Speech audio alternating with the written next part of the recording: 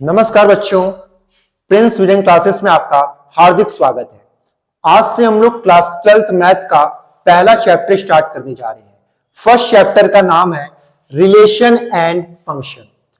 आज इस चैप्टर का पहला लेक्चर है, तो इस लेक्चर में हम लोग रिलेशन एंड फंक्शन का बेसिक चीज जानेंगे, जैसे सेट क्या होता है, सबसेट क्या होता है, कार्टेशियन प्रोडक्ट क्या होता है, डोमेन, कोडोमेन, रेंज क्या होता है। इन सब के बारे में आज हम लोग चर्चा करेंगे। दोस्तों, आपसे अनुरोध है कि आप नोट्स साथ साथ बनाते चले, कॉपी पेन लेके बैठे और साथ ही साथ नोट्स बनाते चले, ताकि आपको फ्यूचर में कभी भी पढ़ाई करनी हो, रिवाइज करना हो, तो उसमें आपको हेल्प मिल सके।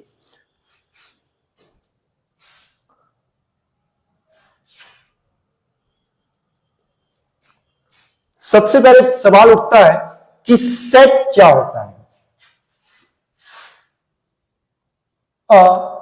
Set is a well defined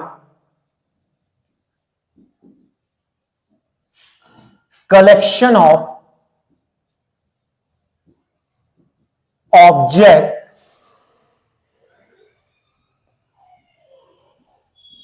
that is universally accepted, that is universally accepted।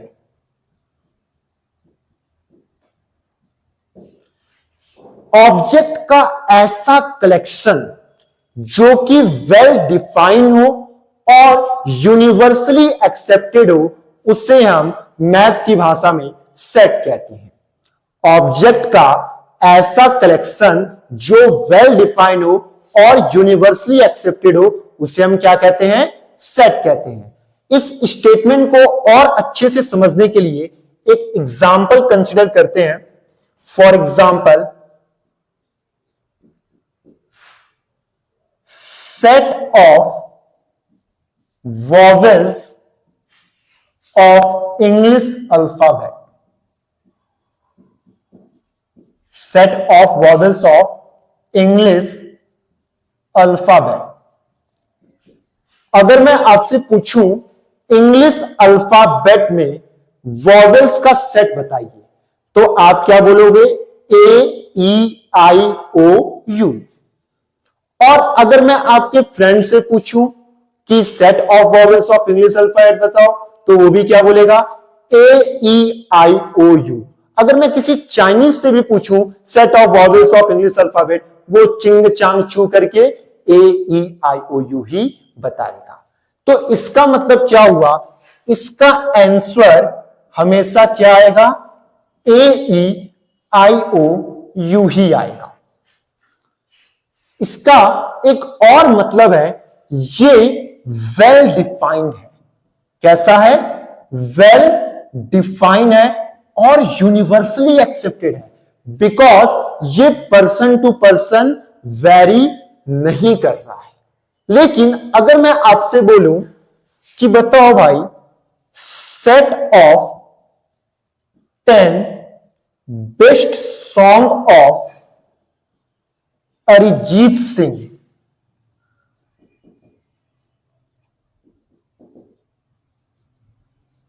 Arijit Singh. मेरे नजरिए से अरिजीत सिंह का 10 बेस्ट सॉन्ग कुछ और होगा, आपके नजरिए से अरिजीत सिंह का 10 बेस्ट सॉन्ग कुछ और होगा। तो ये चीज आपकी यूनिवर्सली एक्सेप्टेड नहीं है और ना ही वेल डिफाइंड है।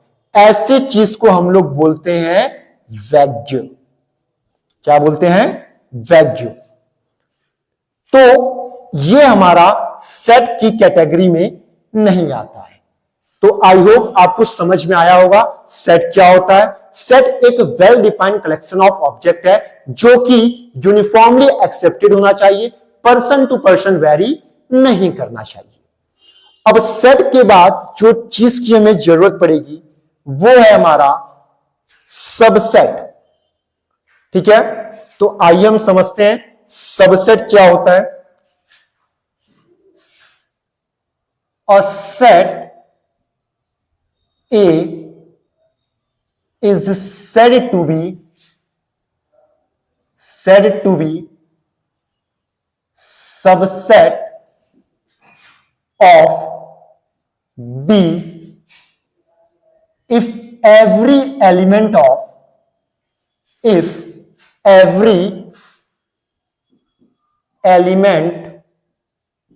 of set A is also present in set B, and we write A is the subset of B.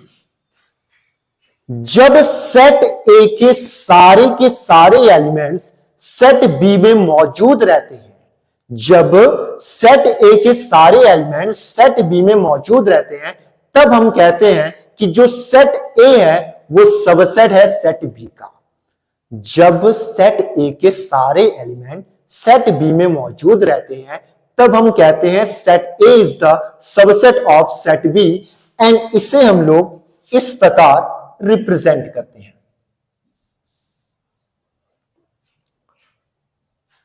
For example,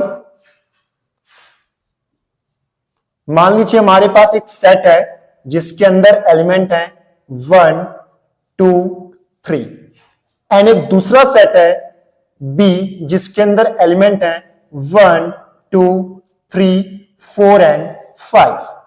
आप यहां पर देख सकते हैं सेट ए के अंदर जो भी एलिमेंट है वो सेट बी में है, तो हम बोल सकते हैं कि जो सेट ए है वो सबसेट है किसका? सेट बी का। क्लियर है?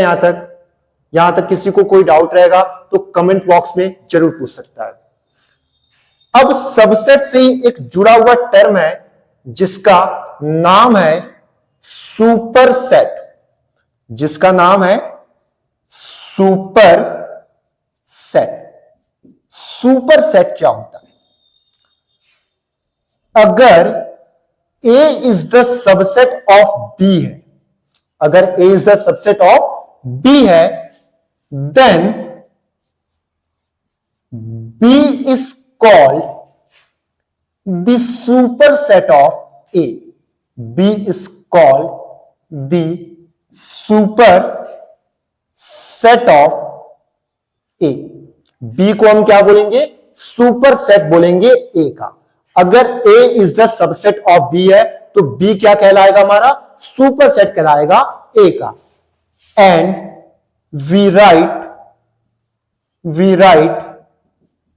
B is the super set of A.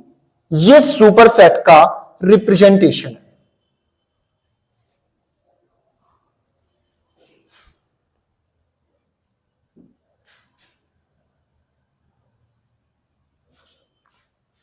ये सुपरसेट का रिप्रेजेंटेशन है। जैसे इस वाले एग्जांपल में बात किया जाए तो ये हमारा क्या है? सुपरसेट है किसका? ए का। B is the superset of A.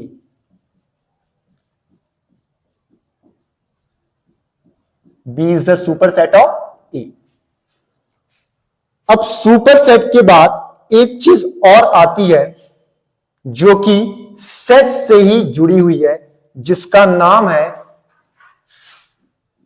Proper subset. Proper subset. Proper subset क्या होता है? ध्यान से समझते हैं। अगर A is the subset of B है, लेकिन A बराबर B नहीं है। अगर A is the subset of B है लेकिन A बराबर B नहीं है, then A is called the proper subset of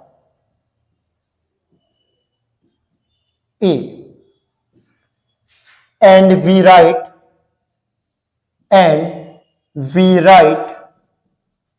A is the proper subset of B. Clear है यहां तक? अब प्रॉपर सबसेट के बाद एक चीज और है जो कि सबसेट से ही जुड़ी हुई है, जिसका नाम है पावर सेट। जिसका नाम है पावर सेट। पावर सेट क्या होता है अब हम लोग देखेंगे। पावर सेट होता है सेट ऑफ सबसेट। सबसेट के अंदर जितने भी एलिमेंट्स आ रहे हैं उनका एक सेट बनाना, वो सेट ही क्या कहलाता है? पावर सेट कहलाता है। इसको एक एग्जांपल के थ्रू समझते हैं तो ज्यादा समझ में आएगा। फॉर एग्जांपल मान लेते हैं हमारे पास एक सेट है A जिसके अंदर एलिमेंट है 1 एंड 2। अगर पावर सेट अगर मुझे इसका लिखना है तो उसे हम P ऑफ A से रिप्रेजेंट करेंगे। यहां पर यह भी लिख सकते हैं, it is denoted by P of A। अगर इस सेट का हमें पावर सेट लिखना है तो यहां पर आएगा 5 1 2 एंड 1 2। यह बात आपको ध्यान रखना है और नोट करना है। क्या 5 is the subset of all set. जितने भी सेट होते हैं उनका सबसेट 5 होता है। 5 is the subset of all set. अगर आपसे कोई पूछता है number of elements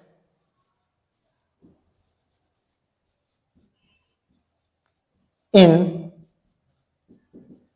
power set तो आप सिंपली जवाब दे सकते हैं 2 की पावर में n, where n is the number of element in set. Number of element in set. Total power set कितने होते हैं? Total number of elements in power set कितने होते हैं? 2 की पावर n। n क्या है? सेट में कितने एलिमेंट्स हैं। क्लियर है यहां तक? तो ये हमारा था कुछ सबसेट के बारे में डिस्कशन। अब डिस्कशन हम करते हैं Cartesian product of two set के बारे में। मान लीजिए हमारे पास दो सेट है। एक सेट है A जिसके अंदर एलिमेंट है 1 2 3 और दूसरा सेट है B जिसके अंदर एलिमेंट है 4 5। अगर हमसे बोला गया कि इन दोनों सेट का कार्टेशियन प्रोडक्ट बताओ, तो कार्टेशियन प्रोडक्ट को हम लोग A क्रॉस B से रिप्रेजेंट करते हैं। और ये होता क्या है? सेट A के हर एक एलिमेंट का सेट B के एलिमेंट के साथ मैपिंग। कैसे? 1 है, 1 4 के साथ भी करेगा, 5 के साथ भी करेगा, 2 4 के साथ भी करेगा, 5 के साथ भी करेगा, 3 4 के साथ भी मैपिंग करेगा, 3 5 के साथ भी मैपिंग करेगा। यहां पर हमें यह गौर करने वाली बात है कि अगर हमें दो सेट का कार्टेशियन प्रोडक्ट करना है तो सेट A के जितने भी एलिमेंट्स होंगे वो एक एक करके सेट B के साथ क्या करेंगे? अपना पेयर बनाएंगे, अपनी मैपिंग करेंगे। इसी को हम लोग क्या बोलते हैं? Cartesian product of two set बोलते हैं। सिमिलरली अगर मैं B क्रॉस A बताऊं, B क्रॉस A क्या हो जाएगा? 4 1 4 2 4 3 5 1 5 2 5 3। अब आपको साफ साफ दिख रहा होगा कि जो A क्रॉस B है वो B क्रॉस A के बराबर नहीं आ रहा है। इसका मतलब क्या हुआ? इसका मतलब क्या हुआ कि जो कार्टेशियन प्रोडक्ट रहता है टू सेट का वो कॉम्यूटेटिव नहीं होता है, वो कॉम्यूटेटिव नहीं होता है। क्लियर है यहां तक? अब अगर हम देखें number of elements in Cartesian product of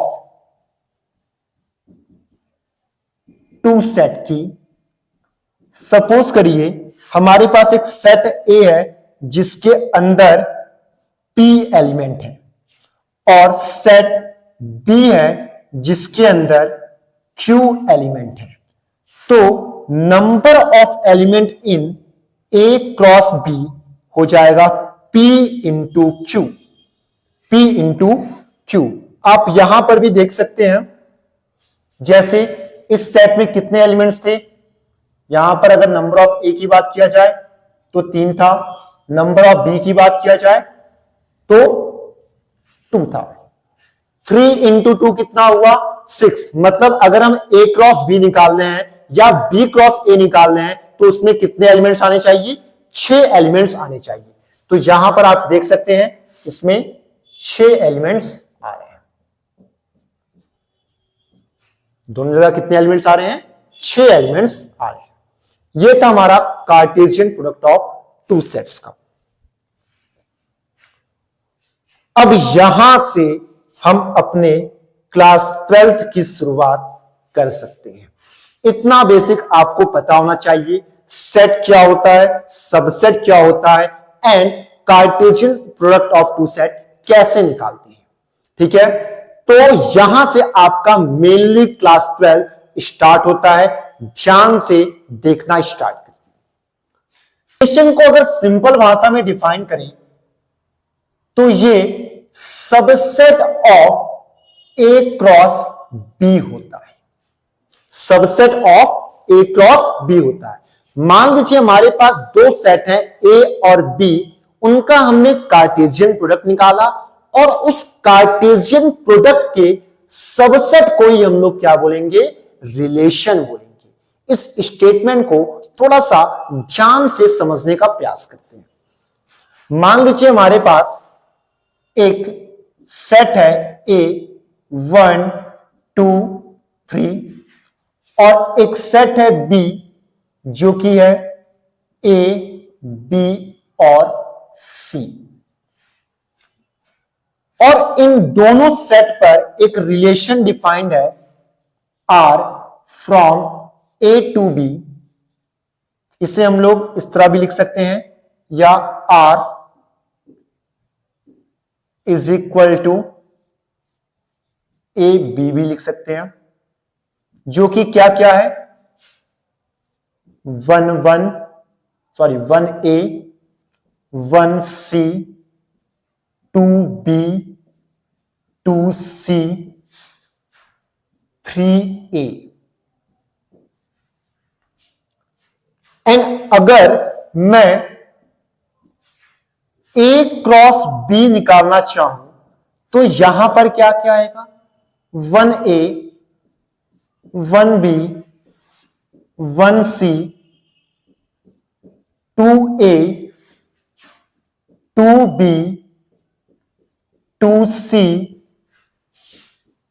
3 a 3 b and 3 C.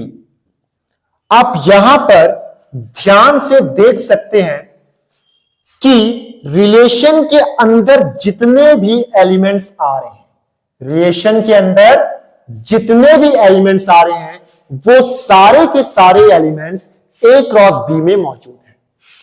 1 comma ए है, 1 कॉमा सी है, 2 कॉमा बी है, 2 कॉमा सी है, 3 कॉमा ए है। जब रिलेशन के अंदर जितने भी एलिमेंट्स आ रहे हैं वो सारे के सारे क्या हैं? ए क्रॉस बी में है। तो क्या हम ये बोल सकते हैं कि जो हमारा रिलेशन है वो सबसेट है किसका? ए क्रॉस बी का। रिलेशन क्या है? सबसेट है ए क्रॉस बी का। क्लियर है? क्लियर है? अब यहां पर एक इंपॉर्टेंट चीज हमें और समझना है। अगर if a is related to B है, a is related to B है, इसे हम शॉर्ट फॉर्म में यह भी लिख सकते हैं ए इज रिलेटेड टू बी। इसका मतलब क्या होता है कि जो ए कॉमा बी है वो रिलेशन में बिलोंग कर रहा है। ये जो सिंबल है ये होता है बिलोंग्स टू का। सिमिलरली अगर A is not related to B है, this implies that A is not related to B. This implies that A comma B does not belongs to R. यहां पर एक चीज और समझने वाली बात है। बाइनरी रिलेशन क्या होता है? बाइनरी रिलेशन क्या होता है? जब सेट ए का सेट ए के साथ ही रिलेशन हो, जब सेट ए के एलिमेंट्स का सेट ए के एलिमेंट्स के साथ ही रिलेशन हो, तो उस समय जो रिलेशन स्टेब्लिश होता है उसी रिलेशन को क्या बोलते हैं? बाइनरी रिलेशन बोलते हैं। सिंपल भाषा में इससे हम ये बोल सकते हैं कि जो हमारा रिलेशन है वो सबसेट होगा ए क्रॉस ए का, सबसेट होगा ए क्रॉस ए का। इसको भी एक एग्जाम्पल के थ्रू समझने का प्रयास करते हैं। सपोज करिए हमारे पास एक सेट है ए 1 2 3 4 5 6 एंड इसमें एक रिलेशन एसोसिएटेड है। Relation on set A is associated A comma B such that A plus B is equal to 8। हमारे पास एक सेट है जिसमें 1 2 3 4 5 6 एलिमेंट है और इसमें एक रिलेशन स्टैब्लिश है जो क्या बोल रहा है? A plus B is equal to 6 है। अब जब भी कभी कहीं पर रिलेशन बनता है तो वहां पर भी क्या होता है? एक कंडीशन को फुलफिल करना पड़ता है। रिलेशन तभी बनेगा जब आप किसी कंडीशन को सेटिस्फाई करेंगे। कहीं पर भी अगर रिश्ता बनता है तो आपको एक कंडीशन को पूर्ण करना पड़ता है। अगर आप उस कंडीशन को सेटिस्फाई करने में सक्षम हो तो रिश्ता कबूल है, और अगर सक्षम नहीं हो तो वो रिश्ता टूट जाता है, वो उस रिश्ते में बनने लायक नहीं होता है। सेम वही चीज यहां पर भी हो रही है। यहां पर सेट है हमारे पास ए और इसमें रिलेशन का कंडीशन दे दिया है कि सेट के दो एलिमेंट का सम करो 8 आना चाहिए। अगर a प्लस बी बराबर 8 आ रहा है तो ये रिश्ता हमें मंजूर है, और अगर नहीं आ रहा है तो वो इस रिलेशन में बिलोंग करने लायक नहीं रहेगा। यहां पर एक चीज का और ध्यान रखिएगा कि यहां पर जो स्मॉल ए और स्मॉल बी है ये हमारा सेट ए से ही जुड़ा हुआ है। तो अगर इसमें हम रिलेशन को देखें तो यहां पर क्या क्या आ जाएगा? 2,6 बिकॉज 2 + 6 8 आता है। 3,5 4,4 5,3 6,2। तो इसके अलावा ऐसे कोई भी एलिमेंट्स नहीं है जो इस रिलेशन को सेटिस्फाई कर पा रहे हैं। तो ये हमारा क्या है? एक बाइनरी रिलेशन है, किस पर? सेट ए पर। अगर हम बात करें टोटल नंबर ऑफ रिलेशन की, मान लीजिए हमारे पास एक सेट है जिसके अंदर p एलिमेंट्स हैं और एक दूसरा सेट है b जिसके अंदर q एलिमेंट्स हैं। तो टोटल नंबर ऑफ रिलेशन यह हो जाएगा number of relation, total number of relation हो जाएगा 2 के पावर में pq। लेकिन अगर हमारा रिलेशन बाइनरी हुआ, इफ रिलेशन इज बाइनरी, हमें पता है अगर रिलेशन बाइनरी होता है तो रिलेशन खुद से खुद का ही होता है, तो वहां पर p बराबर क्या हो जाएगा? q हो जाएगा। तो इस केस में total number of binary relation कितने हो जाएंगे? 2 के पावर में p स्क्वायर।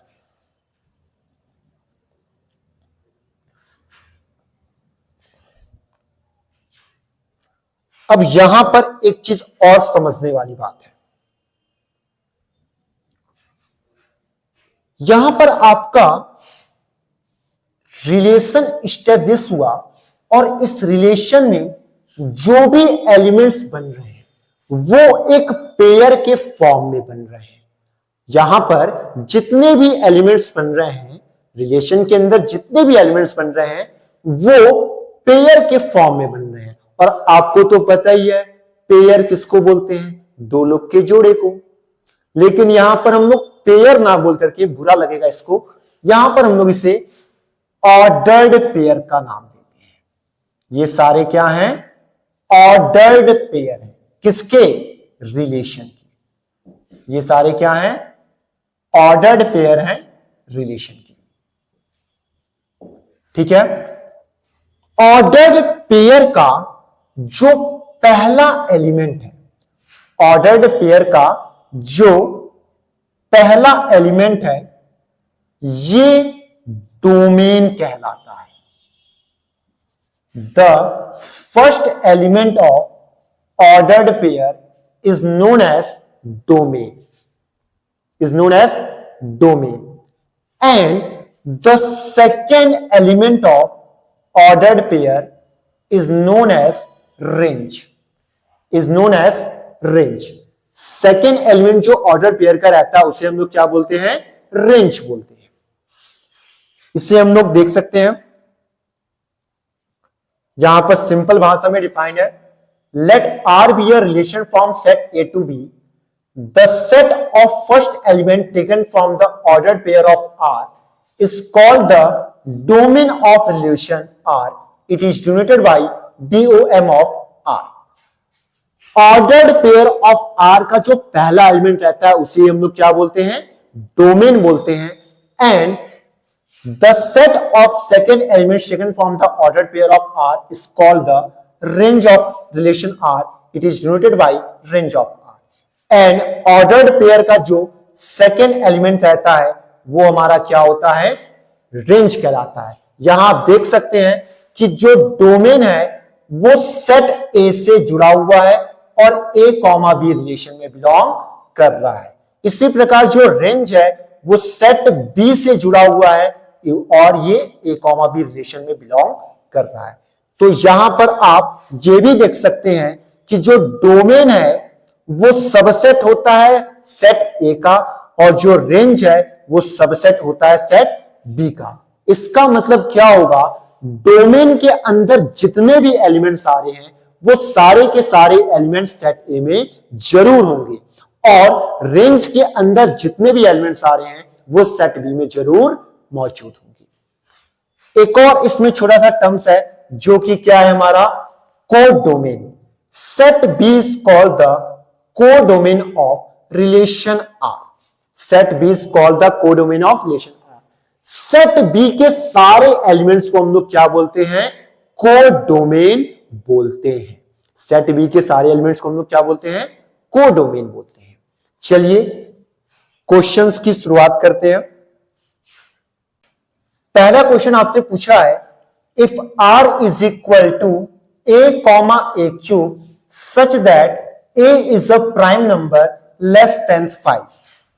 हमें एक रिलेशन डिफाइन किया गया है, r is equal to a cube such that a is a prime number less than 5। Less than 5। Question में हमसे यह बोला है कि 5 से कम वाले जितने भी प्राइम नंबर हैं वो हमारा स्मॉल a है, और उसके अंदर रिलेशन क्या है? a कॉमा a क्यूब है। तो सबसे पहले हम ये देखते हैं प्राइम नंबर लेस देन 5 कौन कौन से होते हैं? 5 से कम वाले प्राइम कौन कौन से होंगे? 2 होगा एंड 3 होगा। बस 5 से कम बोला है तो 5 को हम लोग इंक्लूड नहीं करेंगे। तो यहां पर हम देख सकते हैं कौन कौन रिलेशन में कौन से एलिमेंट्स आएंगे। r is equal to 2 comma 2 का क्यूब 3 कॉमा 3 का क्यूब। तो यहां पर आपके रिलेशन बन गया क्या? 2 कॉमा 8 एंड 3 कॉमा 27। हमसे क्वेश्चन में पूछा था कि इसका रेंज क्या है, और अभी मैंने आपको बताया कि जो ऑर्डर्ड पेयर का सेकेंड एलिमेंट रहता है यही क्या होता है? रेंज कहलाता है रिलेशन का। यही रिलेशन का क्या रहता है? रेंज रहता है। तो यहां पर 8 और 27 क्या हो जाएंगे? रेंज हो जाएंगे। अगर मान लीजिए हमसे पूछता इसका डोमेन कौन कौन सा है, डोमेन कौन सा है, तो यहां पर आपका ऑर्डर्ड पेयर का फर्स्ट एलिमेंट आ जाता, जो कि कौन कौन है? 2 है एंड 3 है।